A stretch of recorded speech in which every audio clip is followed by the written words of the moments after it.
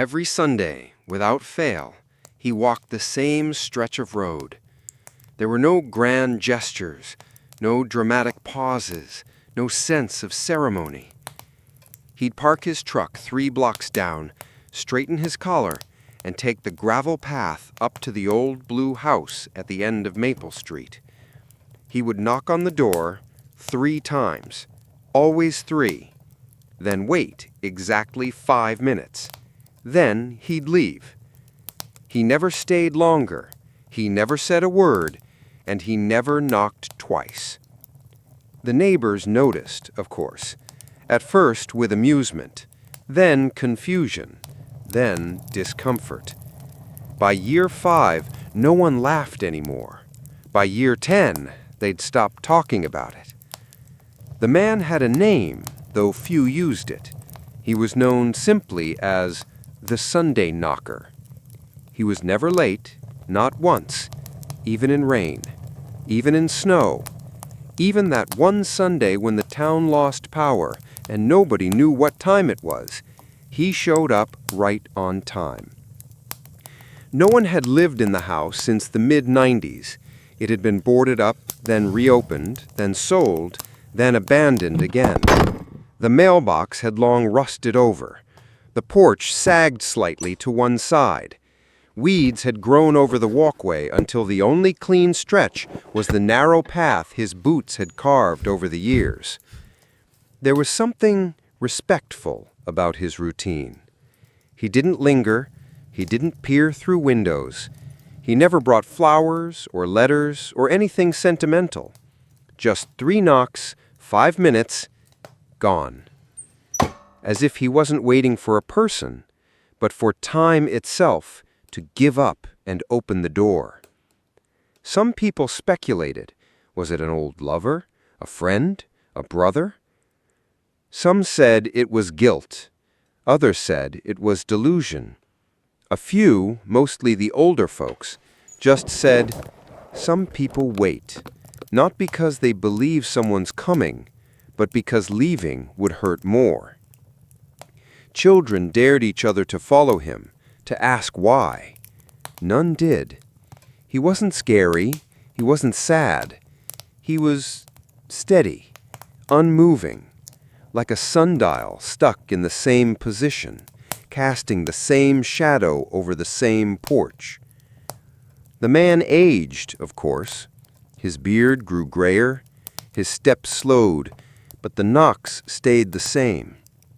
And when asked, rarely and only by outsiders, what he was doing, he'd smile politely and say, "Just checking if today's the day." That line stayed with people. If today's the day. Not when, but if. There was no promise in that, just the possibility, as thin as a thread, as faint as breath on glass. In his 20th year, someone finally wrote about him. A local columnist, curious and kind-hearted, asked for an interview. He declined. But the next Sunday, she watched him from across the street, watched him knock, wait, then walk away.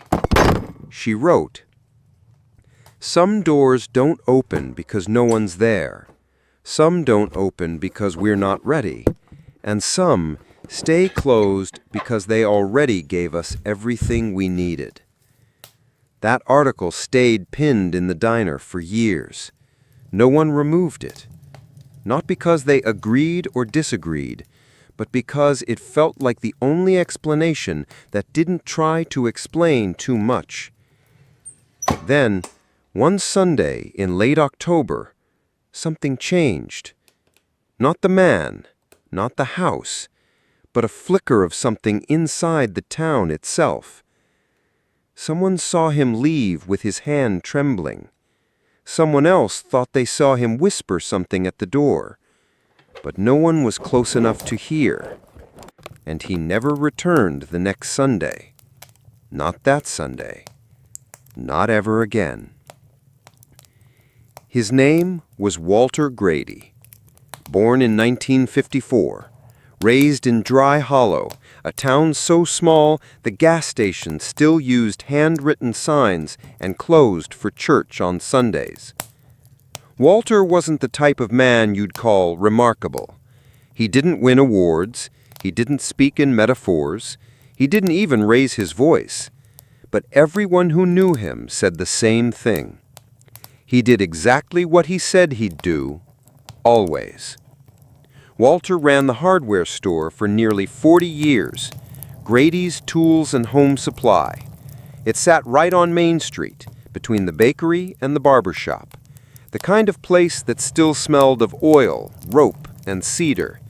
The kind of place that your receipt was handwritten and your questions were always answered with patience, not profit. He didn't marry, didn't travel, lived in the same house his parents left him, fixed the roof himself, mowed his own lawn. He was, as one neighbor put it, the kind of man you forgot to remember until the one day he didn't show up and everything felt wrong. The town liked Walter, respected him, but they never really knew him. He never talked much about the past, and people in Dry Hollow were too polite to pry. All they knew was this. Sometime around 1992, he shut the store for 2 weeks. No explanation, no sign, just a closed notice and silence. When he reopened, he looked tired, older somehow. And from that year on, every Sunday morning, he began knocking on the door at 217 Maple Street. The house on Maple used to belong to the Whitman family. Tall porch, blue shutters, the kind of place that looked like it should smell like coffee and lemon-scented wood polish. No one had lived there in years. Some said it had been sold to a man from out of state, but he never came. Others said it was caught in probate. But Walter treated it like it mattered, like it still belonged to someone, like someone might still be watching. There was something ritualistic about how he walked that gravel path. Back straight, hands in pockets, boots cleaned the night before. He never knocked with anger, never slumped in exhaustion, never glanced around to see who might be watching. Only children watched, really. They'd sit behind curtains, holding their breath, counting the knocks. 3. Always 3. Over the years, the town began adjusting around him. At first, people tried to catch his eye, wave hello. He nodded, but never stopped. Later, the bakery stopped offering Sunday cinnamon rolls after 9 a.m. because no one wanted to miss seeing Walter knock.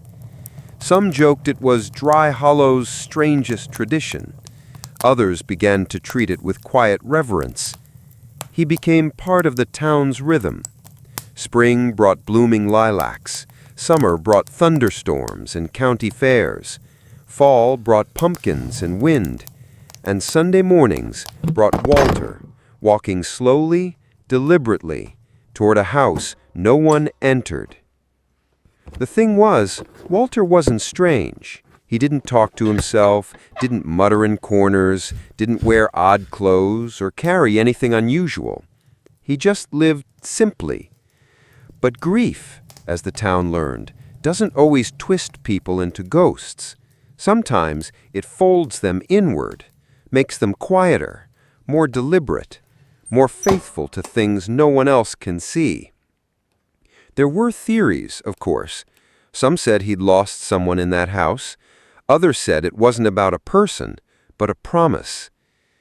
A boy named Jesse once asked his grandfather why Walter did it. The old man said, "Maybe he knocked because someone once told him, 'Come find me if I'm not back by Sunday.'" That answer stuck. More than any newspaper story or whispered rumor, it made Walter's walk feel less like madness and more like memory. Every town has its constants. In Dry Hollow, it was the bell at the chapel, the whir of the old ceiling fan in Donna's diner, and the sight of Walter walking with his quiet dignity every Sunday morning. He never broke the pattern until the day he did. Walter never told anyone what happened in the fall of 1992. Not in words, at least. But pain has a way of leaving fingerprints on routines, on silence, on the way someone looks at a closed door.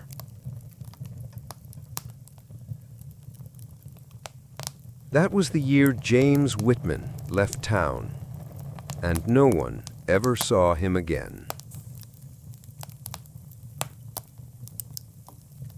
James wasn't family, not by blood, but he might as well have been. They met when they were 11, on a dirt field behind the school, arguing over who got to use the only good baseball glove. By 15, they were inseparable. By 22, they co-owned the hardware store. By 35, they were still arguing about the glove. James was the louder one. He cracked jokes in church, danced at weddings, and never let anyone leave a party sober or sad. Walter was the quieter one. He remembered birthdays, repaired everything James broke, and drove him home every time James got too reckless. They were different, but they held each other in place, like two weights on opposite ends of a clock, keeping the hours honest. And for over 2 decades, that balance held.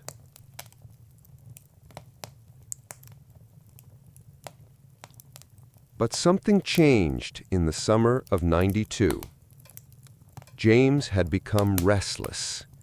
The kind of restlessness that comes not from boredom, but from regret. He started spending more time at the back of the store, drinking coffee and staring at nothing. He missed deadlines, snapped at customers, talked about leaving. "This town's a fishbowl," he told Walter. "Everywhere I look, I see something I didn't do." Walter tried to talk him down. He told him they had roots here, that the store was theirs, that they'd built something good. But James had already started packing.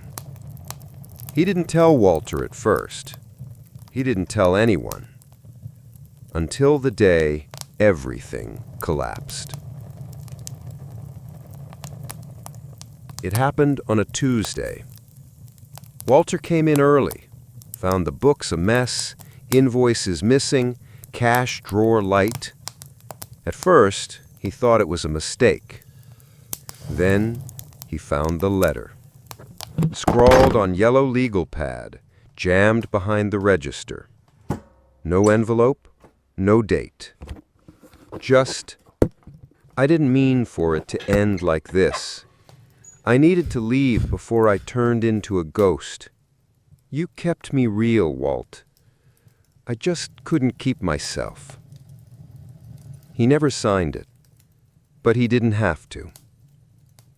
Walter searched, called old friends, checked every motel within 100 miles. Nothing. James Whitman had vanished, taking with him half the business, half the tools, and half of Walter's world. The town whispered. Some blamed James, some blamed Walter.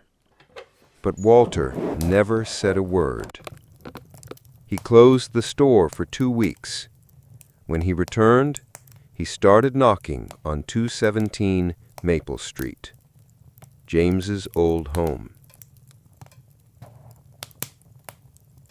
Some believed he was angry.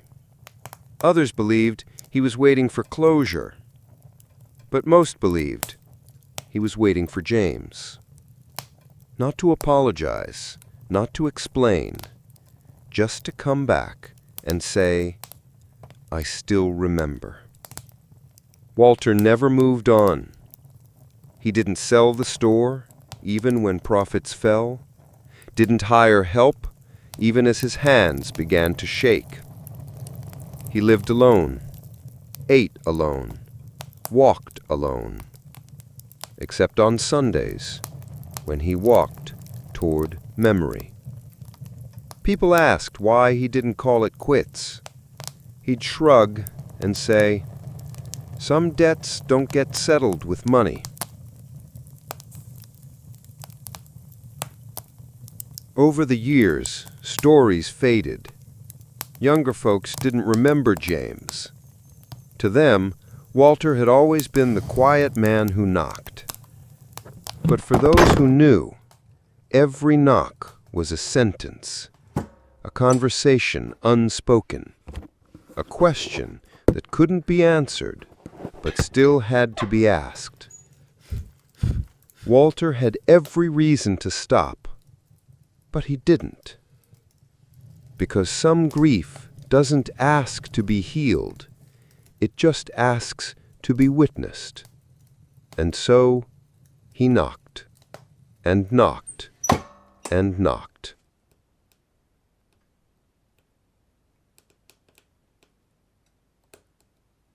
The first sign wasn't dramatic. It was a window, slightly cracked on the second floor of the blue house. Someone noticed it in the spring of 2005. It hadn't been opened the week before, and no storm had forced it ajar. That Sunday, Walter still knocked, still waited, still left. But his eyes paused on the window a moment longer than usual. A week later, the weeds along the walkway looked trimmed. Not manicured, not cleaned, just disturbed, as if someone had walked through them recently. Not just Walter, someone else. No one saw a light inside. No one heard movement. But these things, the window, the weeds, they planted a seed. Maybe someone had returned. In towns like Dry Hollow, rumors don't grow like wildfires. They grow like ivy, slow, curling, persistent. Someone said they saw a light in the back room. Someone else swore they heard music just for a moment on a Wednesday night. But nothing ever lasted. By the time someone went to check, it was gone. Walter never mentioned it. He just kept knocking. But for the first time in years, he didn't seem so alone. Not because someone opened the door, but because people started standing at their windows again, quietly watching, silently hoping. Donna, the diner owner, left a thermos of coffee on her counter every Sunday morning, marked for Walt. A boy named Tyler left a drawing taped to the fence in front of the house. It was crude, a stick figure knocking on a door, but Walter took it, folded it gently, said nothing. Even the preacher, who usually began sermons at 9 sharp, waited until 9:05, just in case someone else came through the church doors late. Something was shifting. Not the house, not Walter, but the town. They'd spent years watching him with pity, confusion, or distant amusement. Now they watched with something else. Participation. As if his waiting had become theirs.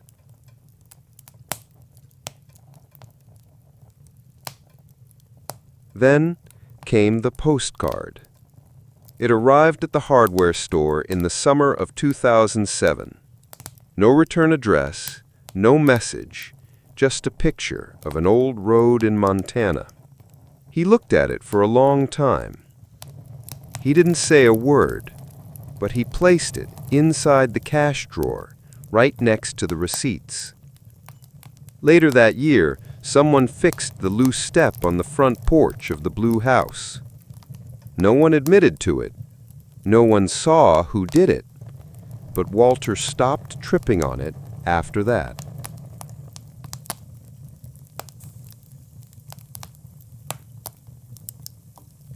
Hope is a strange thing in small towns. It doesn't shout. It doesn't demand. It settles quietly. In gestures, in glances, in the way people start showing up early on Sundays just to be nearby when Walter knocks. By 2010, it had become a rhythm. Walter would knock. Someone, anyone, would leave a flower on the porch after he left. A daisy, a marigold. Once a small bundle of rosemary tied in blue thread.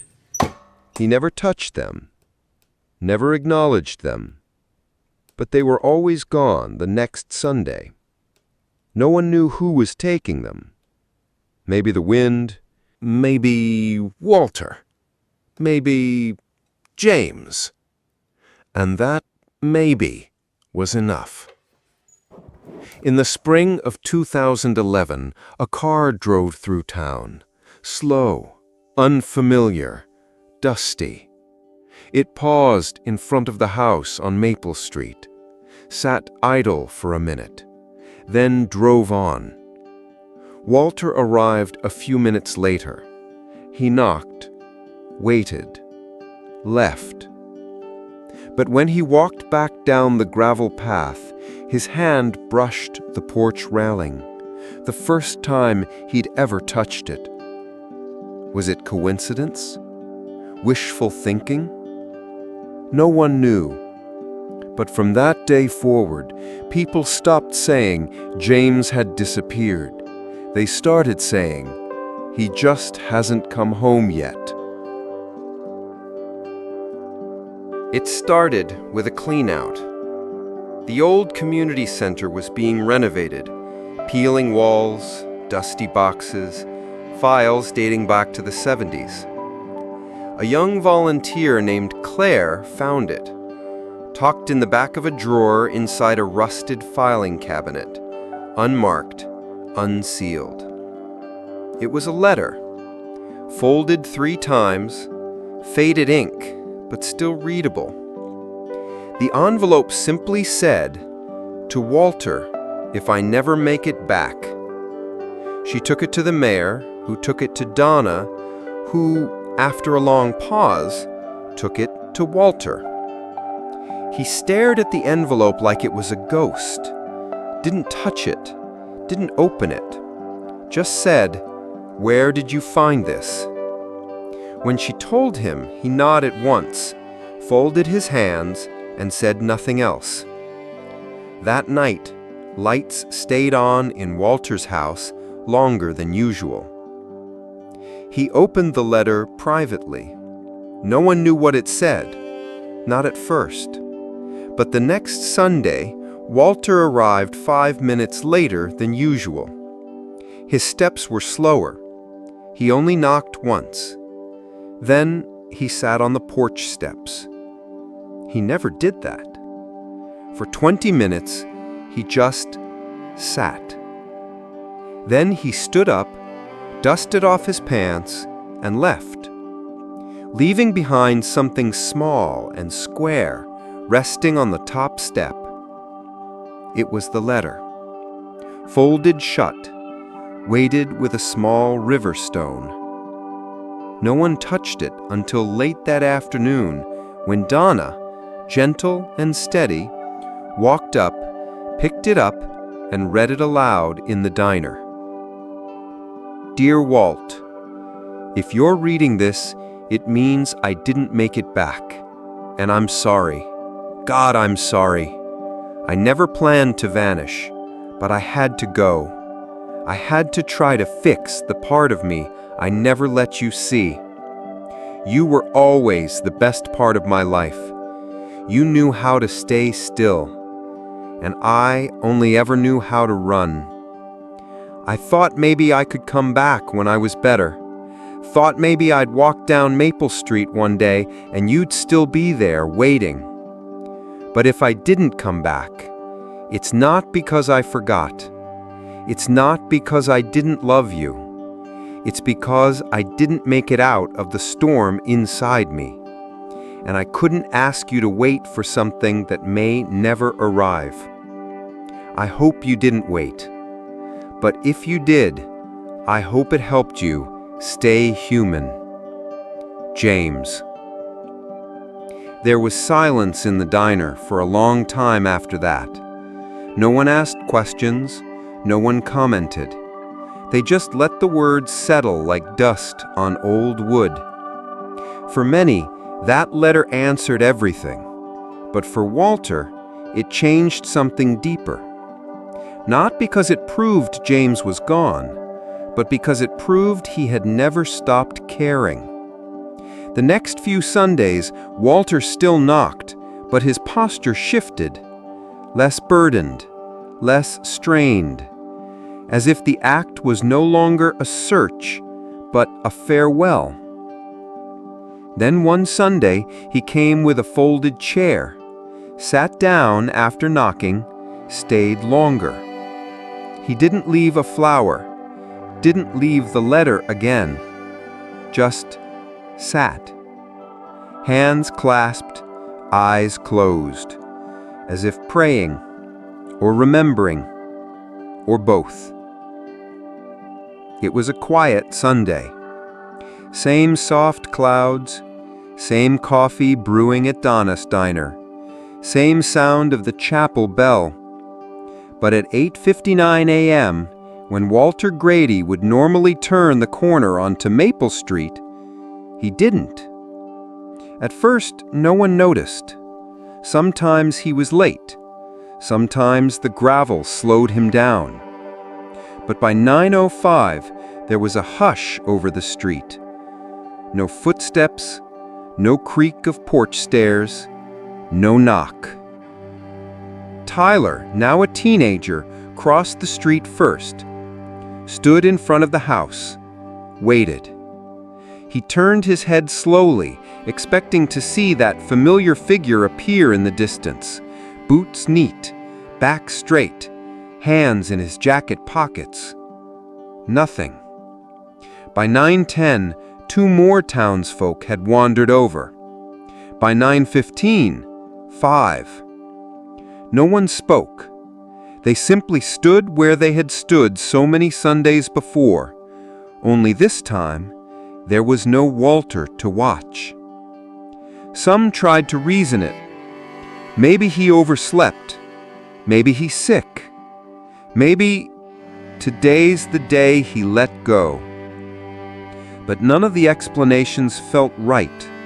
Not because they weren't impossible, but because Walter never just didn't show up. By noon, someone had gone to his house, knocked, called. The door was unlocked. Inside, the kettle was cold. The bed was made. The chair by the window, the one facing Maple Street, sat empty.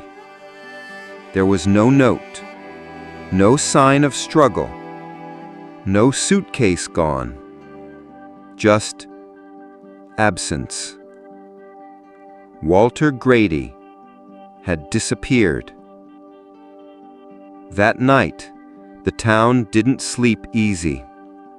People whispered across phone lines, at front porches, through barely cracked windows. And for the first time, the blue house on Maple wasn't the mystery. Walter was. By Monday, local authorities got involved. Searches were organized. Flyers were printed, though no one believed Walter had simply run away. Not Walter. Some said he went looking for James. Some said James came back and they left together. Old men finally free of all that held them apart. Others said maybe Walter had done what he came to do. Finished waiting. But one thing was certain. The door on Maple Street had not been knocked on. And that silence echoed louder than any bell the town had ever rung. The first Sunday after his disappearance, People still gathered. At first, just a handful. By 9 a.m., there were over 20.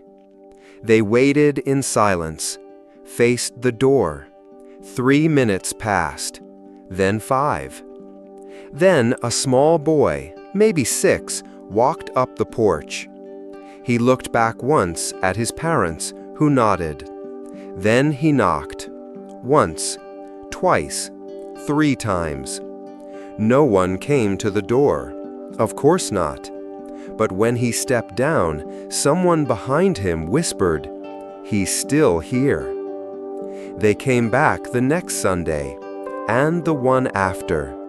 Never as many as before. Never with cameras or ceremony. The bench wasn't planned. No committee. No fundraiser. No plaque. It just appeared. One Sunday morning, 2 weeks after Walter's last knock, there it was, a simple wooden bench placed gently across from the blue house on Maple Street. Polished but not new, built by hands that knew patience. Some said Donna had it made. Others swore it was from the back of the old church, repurposed and moved one quiet evening. No one claimed it. No one took credit, but everyone knew what it meant. It wasn't a shrine or a memorial. It was a seat for waiting, for remembering, for knocking in silence. That Sunday, people sat. Not many, just a few. Enough to feel like Walter was there too, still leaning on that invisible promise that someday someone might return. Tyler was the first to bring something new. A tiny wooden sign, hand-painted in blue, "In case he comes back." He nailed it to the bench's side. Didn't ask permission. Didn't need to. No one took it down. By the 3rd Sunday, people had started bringing their own small offerings. A folded note, a coffee mug with WG carved into the side, an old photo of the hardware store taped to the bench's leg. These weren't grand gestures, just quiet ones, like Walter himself. Once a week, without fail, someone knocked. Sometimes it was Tyler. Sometimes it was the town librarian. Once it was the new pastor who had only moved in a month prior.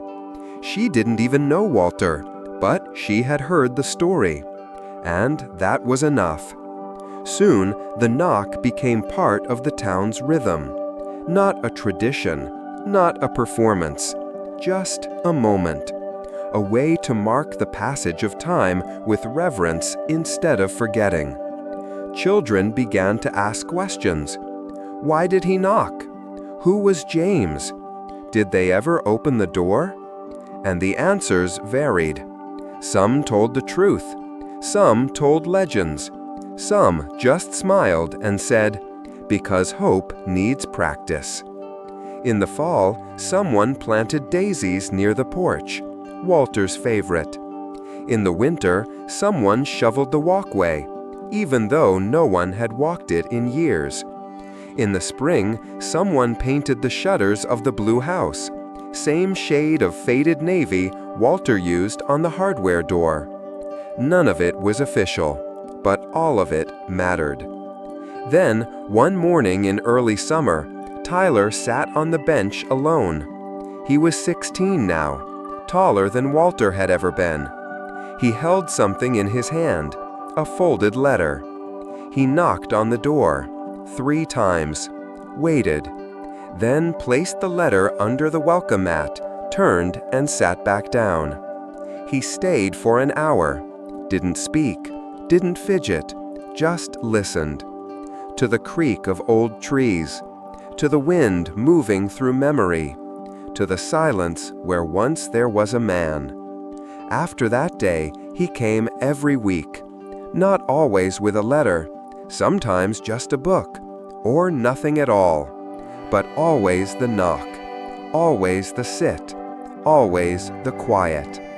The bench remained, worn now, edges softened, varnish faded, but it held the weight of memory well, better than any monument could, just quietly. One Tarson would knock, then they'd leave a flower, or a stone, or a folded note that said nothing but "thank you." In time, the town stopped asking where Walter went. They started asking what he left behind.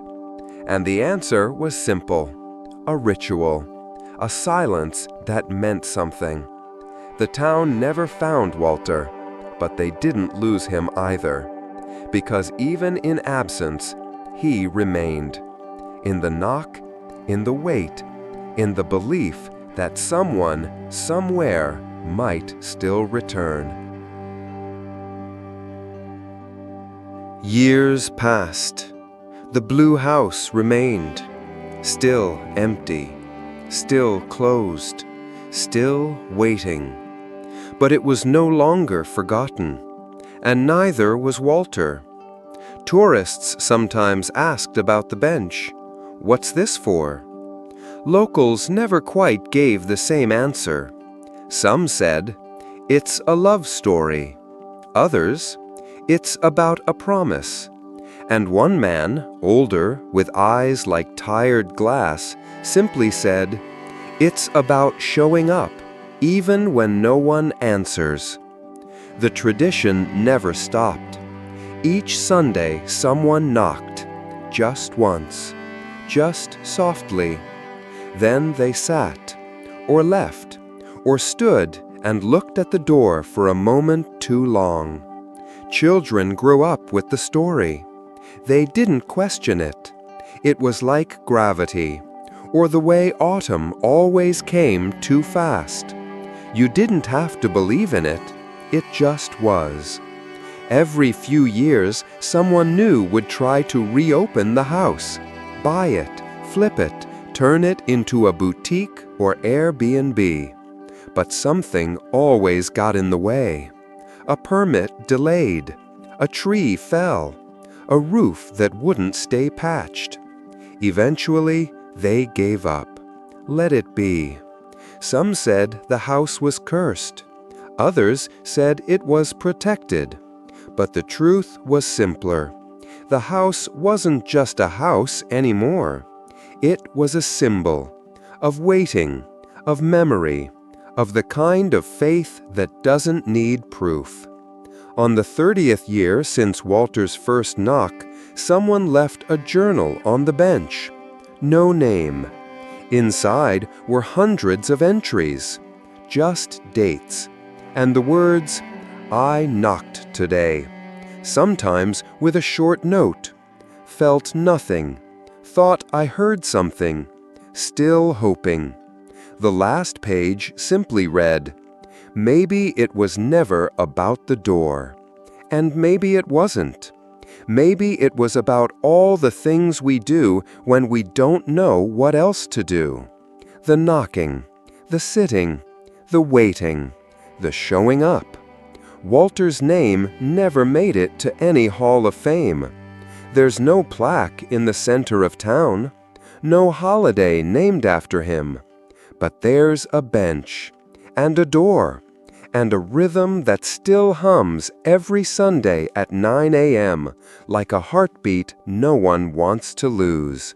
Sometimes strangers stop by, drawn in by curiosity, or a story they heard at a gas station down the road.